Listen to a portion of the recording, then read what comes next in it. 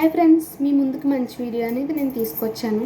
ఎండాకాలమైన చలికాలమైన ఏ కాలమైనా సరే మనం యూజ్ చేయాల్సింది ఇది. ఓకే, మనం రైస్ వండేసి లేదా కర్రీ వండేసి ఏదైనా వంట చేసిన తర్వాత ఇది వెంటనే ఇందులో వేడివేడిగా ఉన్నప్పుడు ఇందులో వేసి మూత పెడితే మనం మార్నింగే వండిన వేడివేడిగా ఉండే రైస్ కర్రీ అయినా మధ్యాహ్నం భోజనం చేసినప్పుడైనా ఇప్పుడు ఒక లేదా 3 ఆ టయానికి లేదా సాయంత్రం భోజనం చేసే ఆ టయానికైనా మనం మూత తీసి చూడగానే మార్నింగ్ ఏదైతే వేడిగా ఉందో ఆ వేడైతే ఉంటుంది. ఇదైతే యూస్ఫుల్ అనేది ఉంటుంది. ఓకే, ఇందులో ఇది చూపిస్తాను మీకు. ఓపెన్ చేసి చూపిస్తాను.